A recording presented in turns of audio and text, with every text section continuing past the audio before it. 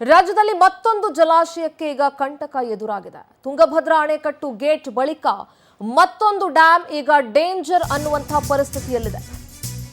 ರಾಜ್ಯದ ಮತ್ತೊಂದು ಅಣೆಕಟ್ಟು ಮತ್ತೊಂದು ಜಲಾಶಯಕ್ಕೆ ಈಗ ಕಂಟಕ ಎದುರಾಗಿದೆ. ತುಂಗಭದ್ರಾ ಅಣೆಕಟ್ಟಿನ ಗೇಟ್ ಬಳಿಕ ಮತ್ತೊಂದು ಡ್ಯಾಂ ಈಗ ಡೇಂಜರ್ ಝೋನ್ ಅಲ್ಲಿದೆ. ಮೈಸೂರಿನ ಕಬಿನಿ ಜಲಾಶಯದಲ್ಲಿ ಬಿರುಕು ಕಾಣಿಸಿಕೊಂಡಿದೆ. ಬಲದಂಡೆ ಮುಖ್ಯ ದ್ವಾರದ ಬಳಿ ನೀರು ಸೋರಿಕೆ ಬೆನ್ನಲ್ಲೇ ಬಿರುಕು ಕಾಣಿಸಿಕೊಂಡಿದೆ. ಮತ್ತೊಂದು ಭಾಗದಲ್ಲಿ ಬಿರುಕು ಕಾಣಿಸಿಕೊಂಡಿರೋದ್ರಿಂದ ಆತಂಕ ಹೆಚ್ಚಾಗಿದೆ. ಕಬಿನಿ ಅಣೆಕಟ್ಟು ಹೃದಯ ಭಾಗದಲ್ಲಿ ಮಹಾ ಬಿರುಕು ಗೋಚರಿಸಿದೆ. ಬಿರುಕು ಕಾಣಿಸದಂತೆ ಸಿಮೆಂಟ್ನಿಂದ ಮುಚ್ಚಿದ್ದಾರೆ ಅಧಿಕಾರಿಗಳು. ಇದೇ ಸಿಮೆಂಟ್ನಿಂದ ಮುಚ್ಚಿಬಿಟ್ಟ ತಕ್ಷಣ ಸಮಸ್ಯೆಗೆ ಸೊಲ್ಯೂಷನ್ ಅಲ್ಲ, ಅದು ಹುಡುಗಾಟ ಅಲ್ಲ, ಅದೊಂದು ಡ್ಯಾಮ್. ನೀರು ಯಾವ ರೀತಿ ಲೀಕ್ ಆಗ್ತಾ ಇದೆ ಅನ್ನೋದನ್ನ ನೋಡ್ತಾ ಇದ್ದೀರಿ. ಸಿಮೆಂಟ್ನಿಂದ ಮುಚ್ಚಿದ ತಕ್ಷಣ ಅದಕ್ಕೆ ಸೊಲ್ಯೂಷನ್ ಅದು ನೋಡಿ. ನೀರು ಯಾವ ರೀತಿ ಹೊರಗಡೆ ಬರ್ತಾ ಇದೆ ಅನ್ನೋದನ್ನ ಗಮನಿಸ್ತಾ ಇದ್ದೀರಿ. ಬಿರುಕು ಬಿಟ್ಕೊಂಡಿದೆ ಅಲ್ಲಿ. ತುಂಗಭದ್ರಾ ಅಣೆಕಟ್ಟು ಗೇಟ್ ಯಾವ ರೀತಿ ಆಗಿತ್ತು ಅಂತ ನೋಡಿದ್ರೆ, ಈಗ ತುಂಗಭದ್ರಾ ಅಣೆಕಟ್ಟು ಗೇಟ್ನ ಬಳಿಕ ಮತ್ತೊಂದು ಡ್ಯಾಮ್ ಡೇಂಜರ್ ಝೋನ್ ಅಲ್ಲಿದೆ. ಮೈಸೂರಿನ ಕಬಿನಿ ಜಲಾಶಯ ಬಿರುಕು ಬಿಟ್ಕೊಂಡಿದೆ. ಬಲದಂಡೆಯ ಮುಖ್ಯ ದ್ವಾರದ ಬಳಿ ನೀರು ಸೋರ್ತಾ ಇರೋ ಬೆನ್ನಲ್ಲೇ ಬಿರುಕು ಬಿಟ್ಕೊಂಡಿದೆ.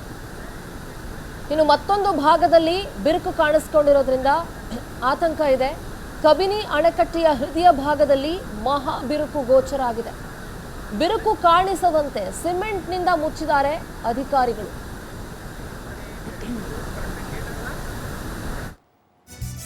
ಎಚ್.ಡಿ. ಕೋಟೆ ತಾಲೂಕಿನ ಬೀಚನಹಳ್ಳಿಯಲ್ಲಿರುವಂತಹ ಜಲಾಶಯ ಇದು. ಅಣೆಕಟ್ಟಿನ ಹೊರಭಾಗದಿಂದ ಸಿಮೆಂಟ್ ಹಾಕಿ ಮುಚ್ಚಿರೋ ದೃಶ್ಯ ಕಾಣುತ್ತೆ. ಸಿಮೆಂಟ್ ಪ್ಲಾಸ್ಟಿಂಗ್ ಮೇಲ್ಭಾಗದಲ್ಲೂ ಕೂಡ ಬಿರುಕು ಕಾಣಿಸ್ತಾ ಇದೆ. ಯಾರಪ್ಪ ಪುಣ್ಯಾತ್ಮರು, ದ ಬ್ರಿಲಿಯಂಟ್ಸ್, ಬ್ರೇನಿಗಳು, ಇದನ್ನು ಯಾರು ಈ ತರ ಮಾಡಿದ್ದಾರೆ ಗೊತ್ತಿಲ್ಲ. ಸಿಮೆಂಟ್ ಪ್ಲಾಸ್ಟಿಂಗ್ ಮೇಲ್ಭಾಗದಲ್ಲೂ ಕೂಡ ಬಿರುಕು ಕಾಣಿಸ್ತಾ ಇದೆ. ಅಣೆಕಟ್ಟೆಯ ಕ್ರಸ್ಟ್ ಗೇಟ್ ಪಕ್ಕದಲ್ಲೇ ನೀರು ಸೋರಿಕೆ ಆಗ್ತಾ ಇದೆ. ಲೀಕೇಜ್ ಗ್ಯಾಲರಿ ಪಕ್ಕದಿಂದ ಸುಮಾರು 80 ಅಡಿ ದೂರದಲ್ಲಿ ಬಿರುಕು ಕಾಣಿಸ್ಕೊಂಡಿದೆ.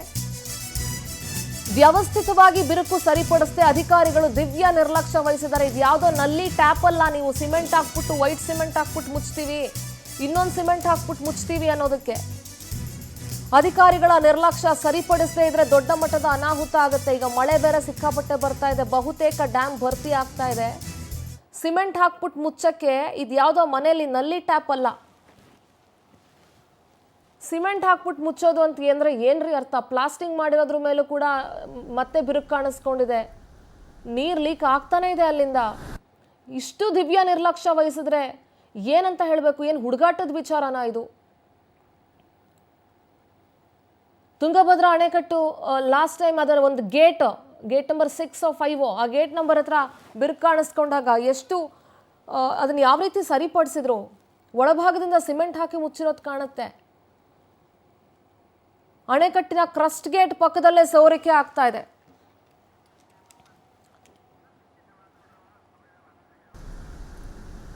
ಲೀಕೇಜ್ ಗ್ಯಾಲರಿ ಪಕ್ಕದಿಂದ ಸುಮಾರು 80 ಅಡಿ ದೂರದಲ್ಲಿ ಬಿರುಕು ಕಾಣಿಸ್ಕೊಂಡಿರೋದು.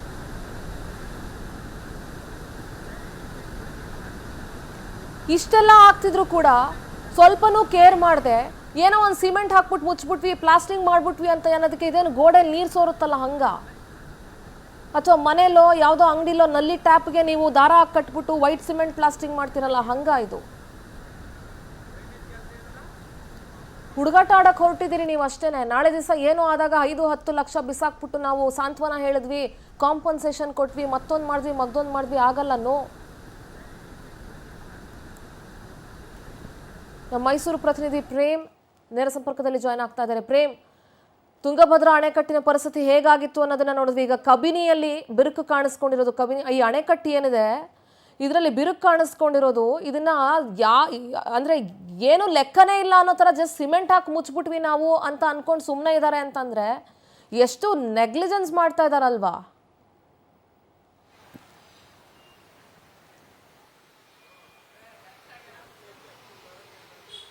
ಸಿಂಧೂರ, ಖಂಡಿತವಾಗಿಯೂ ಹೌದು. ಏನು ತುಂಗಭದ್ರಾ ಅಣೆಕಟ್ಟಿನಲ್ಲಿ ಬಿರುಕು ಕಾಣಿಸಿಕೊಂಡು ಭಾರಿ ಅನಾಹುತ ಸೃಷ್ಟಿಯಾಗಿತ್ತು. ಈ ಹಿನ್ನೆಲೆಯಲ್ಲಿ ಕೂಡ ರಾಜ್ಯದಲ್ಲಿ ಈ ಮಳೆಗೆ ಮೊದಲು ತುಂಬಿರುವಂತಹ ಜಲಾಶಯ ಕಬಿನಿ ಜಲಾಶಯ, ಈ ಜಲಾಶಯದಲ್ಲಿ ಕ್ರಸ್ಟ್ ಗೇಟ್ ಇಂದ ಸುಮಾರು 80 ಮೀಟರ್ ದೂರದಲ್ಲಿ ಕೂಡ ಒಂದು ಮಹಾ ಬಿರುಕು ಕಾಣಿಸಿಕೊಂಡಿರುವಂತದ್ದು. ಈ ಮೊದಲು ಬಲದಂಡ ನಾಲೆಯಲ್ಲಿ ಕೂಡ ನೀರು ಸೋರಿಕೆ ಆಗ್ತಾ ಇತ್ತು. ಈ ಬಂದಲ್ಲಿ ಕೂಡ ಅಧಿಕಾರಿಗಳು ಎಚ್ಚೆತ್ತುಕೊಂಡಿದ್ರು. ಈಗ ಕ್ರಸ್ಟ್ ಗೇಟ್ ಇಂದ 80 ಮೀಟರ್ ದೂರದಲ್ಲಿ ಕೂಡ ಒಂದು ಬಿರುಕು ಕಾಣಿಸ್ಕೊಂಡಿದೆ. ಈ ಮೊದಲು ಕೂಡ ಬಿರುಕು ಕಾಣಿಸ್ಕೊಂಡಿದೆ. ಆ ಬಿರುಕಿನ ಮೇಲೂ ಕೂಡ ಸಿಮೆಂಟ್ ಹಾಕಿ ಮುಚ್ಚಿರುವಂತದ್ದು, ಮತ್ತೆ ಆ ಸಿಮೆಂಟ್ ಮೇಲೂ ಕೂಡ ಬಿರುಕು ಕಾಣಿಸಿಕೊಂಡಿರುವಂತದ್ದು, ಮತ್ತೆ ಈ ಬಿರುಕು ಹೆಚ್ಚಾಗ್ತಾ ಇದೆ ಅಂತ ಕೂಡ ಮೇಲ್ನೋಟಕ್ಕೆ ಕಂಡುಬರ್ತಾ ಇರುವಂತದ್ದು.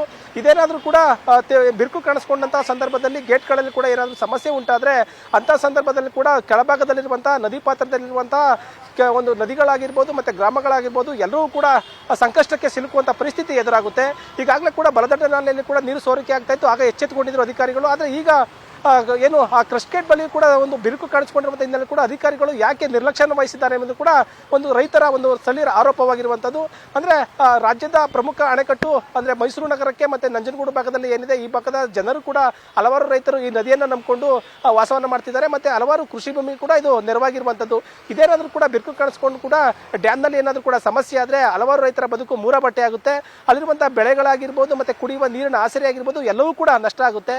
ಮುಂದಿನ ದಿನಗಳಾದ್ರೂ ಕೂಡ ಅಧಿಕಾರಿಗಳು ಆ ಕ್ರಸ್ಟ್ ಗೇಟ್ ನ ಬಳಿ ಏನು ಬಿರುಕು ಕಾಣಿಸ್ಕೊಂಡಿದೆ ಅಲ್ಲಿ ಆ ತ್ಯಾಪೆ ಹಾಕೋದನ್ನ ಬಿಟ್ಟು ಆ ಅಧಿಕಾರಿಗಳು ಪರ್ಮನೆಂಟ್ ಆಗಿ ಅದಕ್ಕೆ ಸೊಲ್ಯೂಷನ್ ಹುಡುಕಬೇಕಾಗುತ್ತೆ. ತುಂಗಭದ್ರಾ ಅಣೆಕಟ್ಟಿನಲ್ಲಿ ಬಿರುಕು ಕಾಣಿಸ್ಕೊಂಡು ಭಾರಿ ಅನಾಹುತ ಸೃಷ್ಟಿಯಾಗಿತ್ತು. ಇಲ್ಲಿ ಏನಾದ್ರೂ ಕೂಡ ಅನಾಹುತ ಸೃಷ್ಟಿಯಾಗಿದ್ದ ಮುಂಚೆನೂ ಕೂಡ ಅಧಿಕಾರಿಗಳು ಎಚ್ಚೆತ್ತುಕೊಳ್ಬೇಕಾದಂತ ಪರಿಸ್ಥಿತಿ ಈಗ ನಿರ್ಮಾಣವಾಗಿರುವಂತದ್ದು. ಇಲ್ಲಿನ ಸ್ಥಳೀಯ ಶಾಸಕರಾಗಿರ್ಬೋದು ಮತ್ತೆ ಉಸ್ತುವಾರಿ ಸಚಿವರಾಗಿರ್ಬೋದು ಆ ಒಂದು ಕ್ರಸ್ಟ್ ಗೇಟ್ ಬಳಿ ಆಗಿರುವಂತಹ ಬಿರುಕನ್ನ ಕೂಡಲೇ ಸರಿಪಡಿಸಬೇಕು ಎಂದು ಕೂಡ ಸ್ಥಳೀಯರ ಒಂದು ಆಗ್ರಹವಾಗಿರುವಂತದ್ದು. ಮುಂದಿನ ದಿನಗಳೇನಾದ್ರೂ ಕೂಡ ಬಿರುಕು ಕಾಣಿಸ್ಕೊಂಡು ಹೆಚ್ಚು ಕಡಿಮೆ ಆದಂತಹ ಸಂದರ್ಭದಲ್ಲಿ ಕೂಡ ಈಗಾಗಲೇ ರೈತರು ಭಾರಿ ಆತಂಕವನ್ನು ವ್ಯಕ್ತಪಡಿಸಿರುವಂತದ್ದು. ಕೆಲವು ದಿನಗಳ ಹಿಂದಷ್ಟೇ ಕೂಡ ನೀರು ಹೆಚ್ಚಾಗಿರುವಂತಹ ಹಿನ್ನೆಲೆಯಲ್ಲಿ 25,000 ಕ್ಯೂಸೆಕ್ಸ್ ನೀರನ್ನ ಹೊರಬಿಡಲಾಗಿತ್ತು. ಆ ಸಂದರ್ಭದಲ್ಲಿ ರೈತರು ಭಾರಿ ಸಂಕಷ್ಟವನ್ನು ಅನುಭವಿಸಿದ್ರು. ಈಗಾಗಲೇ ಬೆಳೆದಿರುವಂತಹ ಭತ್ತದ ಗದ್ದೆಗಳಾಗಿರ್ಬೋದು ಮತ್ತೆ ಬೆಳೆಗಳಿಗೆ ಕೂಡ ನೀರು ನುಗ್ಗಿ ಭಾರಿ ಅನಾಹುತ ಸೃಷ್ಟಿಯಾಗಿತ್ತು. ಈಗ ಕ್ರಸ್ಟ್ ಗೇಟ್ ಬಳಿ ಭಾರಿ ಅನಾಹುತ ಸೃಷ್ಟಿಯಾದ್ರೆ ಅಲ್ಲಿರುವಂತಹ ನೀರು ಸಂಪೂರ್ಣವಾಗಿ ಖಾಲಿಯಾಗುತ್ತೆ. ರೈತರ ವಾಸ ಮಾಡುತ್ತಿರುವಂತಹ ಗ್ರಾಮಗಳಾಗಿರ್ಬೋದು ಮತ್ತೆ ಹೊಲಗದ್ದೆಗಳಿಗೆ ನುಗ್ಗಿ ಭಾರಿ ಅನಾಹುತ ಸೃಷ್ಟಿಯಾಗುತ್ತೆ. ಪ್ರೇಮ್, ಈಗ ತಜ್ಞರು ದುರಸ್ತಿ ಮಾಡಿ ಅಂತ ಸಲಹೆ ಕೊಟ್ಟರು ಕೂಡ ಈ ರೀತಿ ನಿರ್ಲಕ್ಷ್ಯ ವಹಿಸ್ತಾ ಇದ್ದಾರೆ, ಅದನ್ನ ಇಗ್ನೋರ್ ಮಾಡ್ತಾ ಇದ್ದಾರೆ, ಸುಮ್ಮನೆ ತ್ಯಾಪೆ ಹಚ್ಚೋ ಕೆಲಸ ಮಾಡ್ತಾ ಇದ್ದಾರೆ ಅಂತಂದ್ರೆ ಏನು ಉದ್ದೇಶ ಏನಿರಬೇಕು? ಯಾಕೆ ಅದನ್ನ ದುರಸ್ತಿ ಮಾಡ್ಲಿಕ್ಕೆ ಅವ್ರ ಕೆಲಸ ಸಾಧ್ಯ ಆಗ್ತಾ ಇಲ್ವಾ? ದುರಸ್ತಿ ಮಾಡಿಸೋದಕ್ಕೆ ಏನಾದ್ರೂ ಹಣಕಾಸಿನ ಸಮಸ್ಯೆನಾ? ಏನಾದ್ರೂ ಜಲಾಶಯ ಒಡೆದು ಹೋದ್ರೆ ಏನಾಗಬಹುದು ನೆಕ್ಸ್ಟ್? ಆ ದುರಂತವನ್ನ ಇವ್ರು ಯಾರಾದ್ರೂ ಇಮ್ಯಾಜಿನ್ ಮಾಡ್ಕೊಂಡಿದಾರಾ ಹೇಗೆ?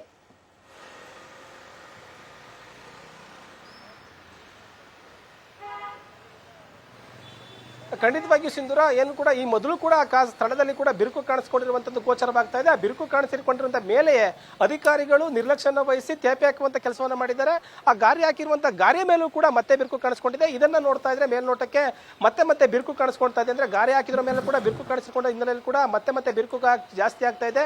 ಇದೇನಾದ್ರೂ ಕೂಡ ಬಿರುಕು ಜಾಸ್ತಿಯಾಗಿ ಒಂದು ನೀರಿನ ಪ್ರಮಾಣ ಹೆಚ್ಚಾಗಿ ಏನಾದ್ರೂ ಕೂಡ ಡ್ಯಾಮ್ಗೆ ಸಮಸ್ಯೆ ಆದಂತಹ ಸಂದರ್ಭದಲ್ಲಿ ಕೂಡ ಈ ಭಾಗದಲ್ಲಿರುವಂತಹ ಕೆಳಭಾಗದಲ್ಲಿರುವಂತಹ ರೈತರಾಗಿರ್ಬೋದು ಎಲ್ಲರೂ ಕೂಡ ಸಂಕಷ್ಟಕ್ಕೆ ಸಿಲುಕ್ತಾರೆ. ಹಲವಾರು ಗ್ರಾಮಗಳು ಕೂಡ ನೀರಿನಲ್ಲಿ ಮುಳುಗಡೆ ಆಗುತ್ತೆ. ಕೃಷಿ ಭೂಮಿಗೂ ಕೂಡ ನೀರಿನಲ್ಲಿ ಮುಳುಗಿ ರೈತರು ಸಂಕಷ್ಟಕ್ಕೆ ಸಿಲುಕುವಂತ ಪರಿಸ್ಥಿತಿ ನಿರ್ಮಾಣವಾಗುತ್ತೆ. ಈಗಲಾದ್ರೂ ಕೂಡ ಅಧಿಕಾರಿಗಳು ಎಚ್ಚೆತ್ತುಕೊಂಡು ತೇಪೆ ಆಗುವಂತ ಕೆಲಸವನ್ನ ಬಿಡಬೇಕು. ಅದೇನಾದ್ರೂ ಕೂಡ ಪರ್ಮನೆಂಟ್ ಆಗಿ ಸೊಲ್ಯೂಷನ್ ಹುಡುಸ್ಕೊಂಡು. ಓಕೆ ಪ್ರೇಮ್, ಥ್ಯಾಂಕ್ ಯು ನಿಮ್ಮೆಲ್ಲ ಮಾಹಿತಿಗಾಗಿ. ನಮ್ಮ ಜೊತೆಗೆ ವಿದ್ಯಾಸಾಗರ್ ಅಂತ ಹೇಳಿ ರೈತ ಮುಖಂಡರೊಬ್ರು ದೂರವಾಣಿ ಸಂಪರ್ಕಕ್ಕೆ ಸಿಕ್ಕಿದ್ದಾರೆ. ವಿದ್ಯಾಸಾಗರ್ ಅವರೇ ನಮಸ್ಕಾರ. ನಮಸ್ಕಾರ ಮೇಡಮ್. ಸರ್, ಈಗ ಕಬಿನಿ ಅಣೆಕಟ್ಟು ಏನಿದೆ ಅದರ ಹೃದಯ ಭಾಗದಲ್ಲಿ ಬಿರುಕು ಕಾಣಿಸ್ಕೊಂಡಿದೆ. ಅದನ್ನ ಒಂದ್ 2-3 ಬಾರಿ ಸಿಮೆಂಟ್ ಹಾಕ್ಬಿಟ್ಟು ಮುಚ್ಚೋ ಕೆಲಸ ಮಾಡಿದ್ರು ಅದ್ರ ಮೇಲೆ ಬಿರುಕು ಕಾಣಿಸ್ಕೊಂಡಿದೆ ಅನ್ನುವಂತ ವಿಚಾರ. ಸರ್, ಏನ್ ಹೇಳ್ತೀರಿ ನೀವು? ಅಧಿಕಾರಿಗಳ ನಿರ್ಲಕ್ಷ್ಯ, ಈ ಧೋರಣೆ ಇಂಥ ದೊಡ್ಡ ವಿಚಾರದಲ್ಲಿ.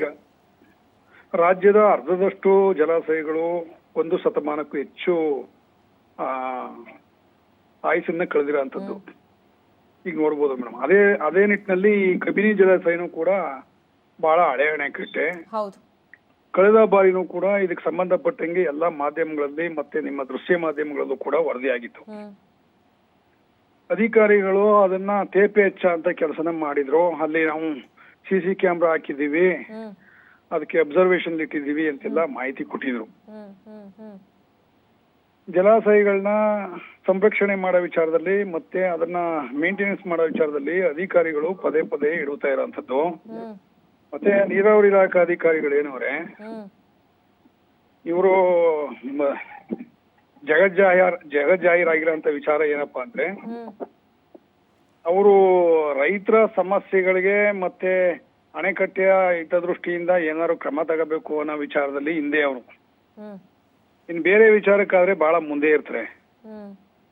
ಈ ಎಂತ ಪ್ರಮುಖವಾದ ವಿಚಾರ, ಒಂದು ಕಬಿನಿ ಅಣೆಕಟ್ಟೆ ಏನಾರು ಒಂದ್ ಅಲ್ಲ, ಸ್ವಲ್ಪ ಹೆಚ್ಚು ಕಡಿಮೆ ಅಬ್ಸರ್ವೇಷನ್ ಅಲ್ಲಿ ಆಯ್ತು ಇಡೋದು ಅಂತಂದ್ರೆ ಹೇಗೆ ಸರ್? ಅಬ್ಸರ್ವೇಷನ್ ಅಲ್ಲಿ ಇಡೋದು ಅಂತಂದ್ರೆ ಏನಿದೇನು ICU ಮೇಡಮ್, ಪೇಷಂಟ್ ಅಬ್ಸರ್ವೇಷನ್ ಅಲ್ಲಿ ಇಟ್ಟಂಗ ಇದು?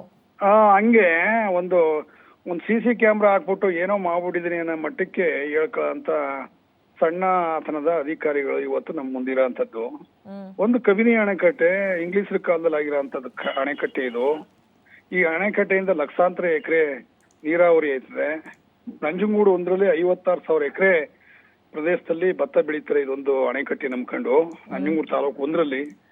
ಮತ್ತೆ ಕಬಿನಿ ಬಲದಂಡಿನಲ್ಲಿ 1800 ಕ್ಯೂಸೆಕ್ಸ್ ನೀರು ಹರಿತದೆ.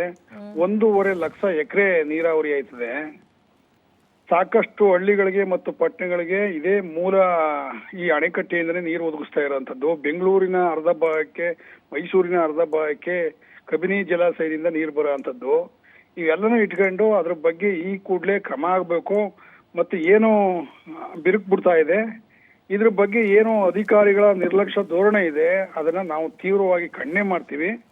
ಆ ಒಂದು ಜಲಾಶಯ ಏನು ಅದರ ವೈಜ್ಞಾನಿಕವಾಗಿ ಅದನ್ನ ಬಿರುಕನ್ನ ಮುಚ್ಚಕ್ಕೆ ಏನ್ ಮಾಡ್ಬೇಕು ಅದನ್ನ ಮಾಡ್ಬೇಕು ಅಂತ ಹೇಳಿ ಅದೇ ಹೇಳಿದೆ. 1974ರಲ್ಲಿ ಆಗಿರುವಂತಹ ಅಣೆಕಟ್ಟಿದು, ಅದನ್ನ ಇವಾಗ ಸಿಮೆಂಟ್ ಹಚ್ಬಿಟ್ಟು ಮುಚ್ಚಿದ್ರೆ ಅದು ಸರಿ ಹೋಗ್ಬಿಡುತ್ತಾ ವಿದ್ಯಾಸಾಗರ್ ಅವರೇ? ಅಷ್ಟಾದ್ರೂ ಜ್ಞಾನ ಬೇಡವಾ ಅಲ್ಲಿನ ಇಂಜಿನಿಯರ್ಗಳು ಯಾರಿದ್ದಾರೆ? ಅಷ್ಟಾದ್ರೂ ಜ್ಞಾನ ಬೇಡವಾ ಅವ್ರಗಳಿಗೆ? ಅದ್ರ ಸಾಮಾನ್ಯ ಜ್ಞಾನ ಇಲ್ಲದ ಅಧಿಕಾರಿಗಳು ಅನ್ನೋದು ಅದಕ್ಕೆ ಮೇಡಮ್. ಏನು ಇಂಜಿನಿಯರಿಂಗ್ ಮಾಡಿದಾರ ಇವರು, ಏನ್ ಮಾಡಿದಾರೋ ಸಾಮಾನ್ಯ ನಮ್ಮಲ್ಲಿ ನಾವು ಒಳ ಅಂತೇವ್ರು, ಕುರಿ ಮೇಯ್ಸ ಅಂತೇವ್ರು ಹೇಳೋ ಅಂತ ಒಂದು ವಿಜ್ಞಾನನೂ ಕೂಡ ಇವ್ರಿಗೆ ಗೊತ್ತಿಲ್ವಾ ಅನ್ನೋದ್ರ ಬಗ್ಗೆ ಯೋಚನೆ ಮಾಡ್ಬೇಕಾಗ್ತದೆ ಇಂಥವ್ರ ವಿಚಾರದಲ್ಲಿ. ಈಗೇನು 1979ರಲ್ಲಿ ಆಗಿರೋ ಅಣೆಕಟ್ಟೆಗಳು, ಇದು ಈ ಅಣೆಕಟ್ಟೆ ಬರೋ ನೀವುಗಳು ಯಾರಾದ್ರೂ ಇದ್ರ ಬಗ್ಗೆ ಅಂದ್ರೆ ಗಮನಕ್ಕೆ ತರುವಂತ ಕೆಲಸ ಆಗಿದ್ಯಾ? ನೀವೇನಾದ್ರೂ ಹೋಗಿ ಈಗಾಗ್ಲೇ ಹೋದ್ ಬಾರಿನೇ ಮಾಧ್ಯಮದ ಮುಖಾಂತರ ಇಡೀ ರಾಷ್ಟ್ರಕ್ಕೆ, ಇಡೀ ಪ್ರಪಂಚಕ್ಕೆ ಗೊತ್ತು ಮಾಡೋ ಕೆಲಸ ಮಾಡಿದೀವಿ. ಮೊದ್ಲು ಹೋದ್ ಸರಿನೂ ಹೇಳಿದೀವಿ. ಹೋದ್ ಸರಿ ಅದಾದ್ಮೇಲೆ ಅವರು ಅಲ್ಲಿ ಮುಂದೆ ಒಂದು ಕಂಬ ಹಾಕ್ಬಿಟ್ಟು ಒಂದು CC ಕ್ಯಾಮ್ರಾ ಹಾಕಿದ್ದು ಅನ್ನೋದೊಂದು ಬಿಟ್ಕೊಂಡ್ರೆ ಅದನ್ನ ನಿಲ್ಸ ಅಂತ ಪ್ರಯತ್ನ ಮಾಡ್ಲಿಲ್ಲ. ಯಾಕಂದ್ರೆ ಹೋದ್ ಸರಿ ಕೂಡ ದೊಡ್ಡ ಹಂಗಲ್ಲ ಸರ್, ಈಗ ಡ್ಯಾಮ್ ಬಿರುಕ್ ಬಿಟ್ಟಿರೋದು, ಅದ್ ಇನ್ ಸ್ವಲ್ಪ ಬಿರುಕ್ ಬಿಡಕ್ಕೆ ಎಷ್ಟೊತ್ ಬೇಕು? CC ಕ್ಯಾಮ್ರಾದಲ್ಲಿ ನೋಡ್ಕೊಂಡು ಅದ್ ಬಿರುಕ್ ಬಿಟ್ಬಿಟ್ರೆ ಇವ್ರೋಗ್ ನಿಲ್ಸ್ಬಿಡಕ್ ಆಗುತ್ತಾ ಅದನ್ನ? ಹೌದು, ಅದ್ರ ಬಗ್ಗೆ ಈಗ ಬಹಳ ಯೋಚನೆ ಮಾಡ್ಬೇಕಾಯ್ತದೆ. Right sir, thank you Vidyasagar ಅವರೇ ಪವರ್ ಟಿವಿ ಜೊತೆ ಮಾತನಾಡಿದಕ್ಕಾಗಿ. ನೋಡಿ, ಇದು ನೀರಾವರಿಗೆ, ಕುಡಿಯೋ ನೀರು, ವಿದ್ಯುತ್ ಉತ್ಪಾದನೆಗೆ ಅಂತ 1974ರಲ್ಲಿ ಮಾಡಿದಂಥ ಅಣೆಕಟ್ಟಿದು. ಕಬಿನಿ ಬ್ಯಾಕ್ ವಾಟರ್ಸ್ಗೆ ಬಹಳ ಹೆಸರುವಾಸಿಯಾಗಿರುವಂಥದ್ದು. ಇಂಥ ಒಂದು ರಾಜ್ಯದ ಒಂದು ಪ್ರಮುಖ ಜಲಾಶಯಕ್ಕೆ ಇಷ್ಟೊಂದು ಕಂಟಕ ಎದುರಾಗಿದೆ ಅಂತ ಅಂದಾಗ, ಒಂದು ಬಿರುಕು ಬಿಟ್ಕೊಂಡಿದೆ, ಅದರ ಹೃದಯ ಭಾಗದಲ್ಲಿ ಬಿರುಕು ಬಿಟ್ಕೊಂಡಿದೆ ಅಂತ ಅಂದಾಗ ಅದನ್ನ ಗಮನ ಹರಿಸದೆ ಅದಕ್ಕೆ ಸಿಮೆಂಟ್ ಹಚ್ಬಿಟ್ಟು ಏನೋ ನಾವು ಮಾಡ್ಬಿಡ್ತೀವಿ, CC ಕ್ಯಾಮ್ರಾ ಹಾಕ್ತೀವಿ, ನಾವು ಮಾನಿಟರ್ ಮಾಡ್ತೀವಿ, ನಾವು ಇನ್ನೊಂದು ಮಾಡ್ತೀವಿ, ಮತ್ತೊಂದು ಮಾಡ್ತೀವಿ ಅಂತ ಹೇಳ್ತಾರೆ ಅಂತಂದ್ರೆ ಅಧಿಕಾರಿಗಳ ನಿರ್ಲಕ್ಷ್ಯಕ್ಕೆ ಏನು ಹೇಳಬೇಕು ಗೊತ್ತಿಲ್ಲ. ನೀರಾವರಿ ಸಚಿವರು ಯಾರಿದ್ದೀರಿ, ಸಂಬಂಧಪಟ್ಟಂತ ಅಧಿಕಾರಿಗಳು ಯಾರಿದ್ದೀರಿ, ನಿಮ್ಮ ದಿವ್ಯ ನಿರ್ಲಕ್ಷ್ಯವನ್ನ ಪಕ್ಕಕ್ಕಿಟ್ಟು ದಯವಿಟ್ಟು ಇದ್ರ ಬಗ್ಗೆ ಸ್ವಲ್ಪ ಗಮನ ಹರಿಸಿ ಅಂತ